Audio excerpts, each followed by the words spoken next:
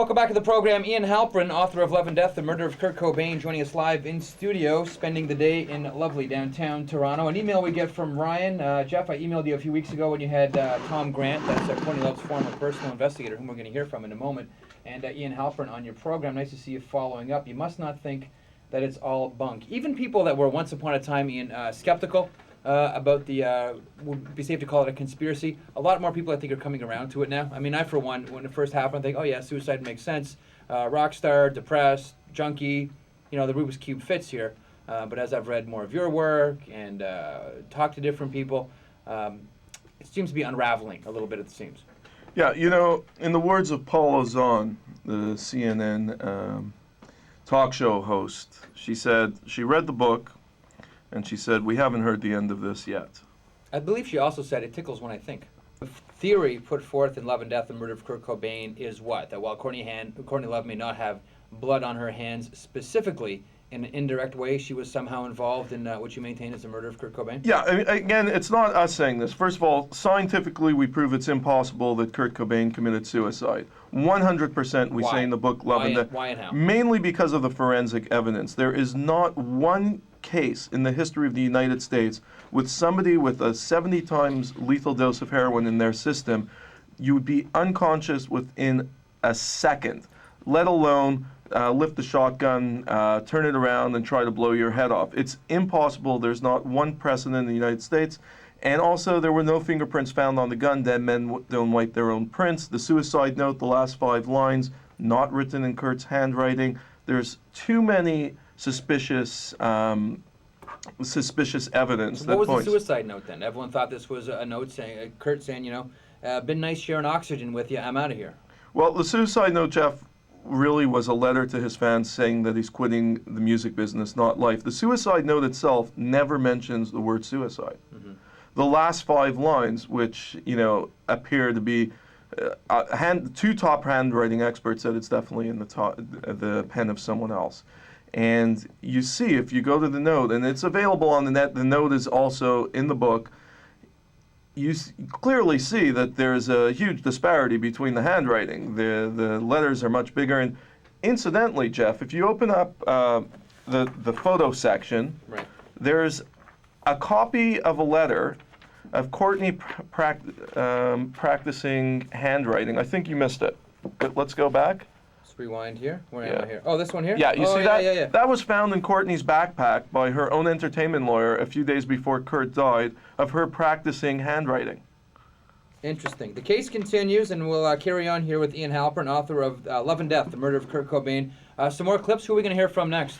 We're going to hear from Courtney's own entertainment attorney, Rosemary Carroll, and we're also going to hear more from the diva herself, Courtney Love. Okay, very good. Ian Halperin, our guest. I'm Jeff Merrick. This is Talk Radio for Guys, Mojo Radio, AM 640. Keep it here. Hey, you brought in some really cool tapes too, Ian. Tell us what we're going to You're the only guy tapes. getting them on radio. This is an exclusive. I gave a couple of clips to Matt Lauer because he did a Dateline piece. Yeah, I saw that one. Very and nice. I did a clip with him on the Today Show. And by the way, Matt Lauer, I was not a fan before doing the interview with him. This guy's sharp. You know what? Matt Lauer always struck me as the kind of guy that if you shake hands with him, you got to count your fingers after. Is he like that, or is he? No. Lauer, straight up guy. Yeah, Lauer is as straight as you get. This guy is a very tireless worker, and he's razor sharp. Welcome back to the program. 8 minutes away from 3 o'clock. Mike Stafford up at the top of the hour. In the meantime, back to Ian Halperin, author of Love and Death, The Murder of Kurt Cobain. Phone lines lighting up. Ian, let's get right to it. 416-870-MOJO and star 640 by cell. We'll kick it off with Frank. Good afternoon, Frank. You're on with Ian Halperin. Go ahead. Good afternoon, Ian and Mike. How you guys doing? Very good, Frank. Where are you right now, Frank? I'm driving home from Toronto. Oh, yeah? What do you think? Nice sights out there today? Oh, beautiful. Lots Lots of chicks. of chicks? Let's go. We only got a few minutes, guys. Let's get right to it. Anyway, the reason I called is because I've been a long-time fan of Nirvana and I've read a lot of your books. And I like all of your theories. Also, I don't know if you've come across, I'm sure you have, because you've read into this a lot more than I have, but I heard that the shell casing as well has some fingerprints, the one that you would have to buy in the store. You know, Frank, that's a good point because no fingerprints were found on the gun, no fingerprints found on the shells, the cartridges.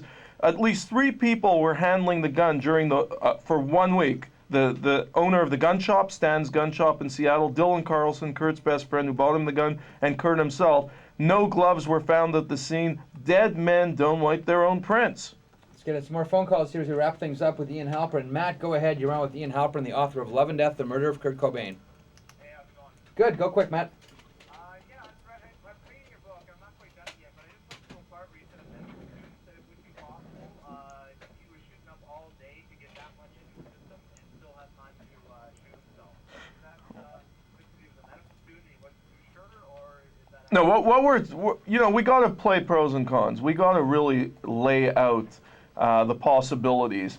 But if you read the part about the coroner who we worked with for 1 year, the Colorado coroner, she says impossible, and she's an expert. So what you have to rely on is the evidence by the experts. Have you got to that part yet?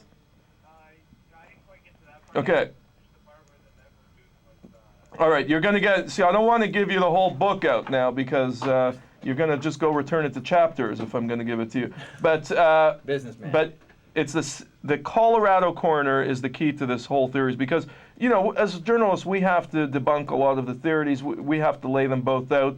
But once you get to that part, I think it's going to clear it all up for you. Matt, thanks for the call. Let's finish up with DJ. Go quick, DJ. You're on with Ian Halperin. Yeah, I just wondered if anybody had brought up the point. I tuned in kind of late that Courtney's recent behavior, for one thing, with all her problems with drugs, are pretty indicative of somebody who's got something weighing pretty heavy on their conscience. It's a good point. But it Ian. doesn't mean she murdered Kurt Cobain. I mean, anybody could just lose it. Obviously, she's totally lost it.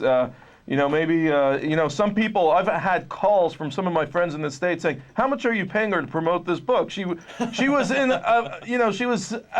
she was out to lunch for years and years. All of a sudden, with the book release, she's coming on and being our #1 publicist. Jeff Merrick, thank you for having me again today. Your callers are great. You're great, and on behalf of all the Cobain fans, we want to thank you and your amazing crew here for covering this book. Pleasure to have you aboard. Anytime there's an update, Ian, you call us first, okay? Absolutely. Bro? And the website, justiceforkurt.com.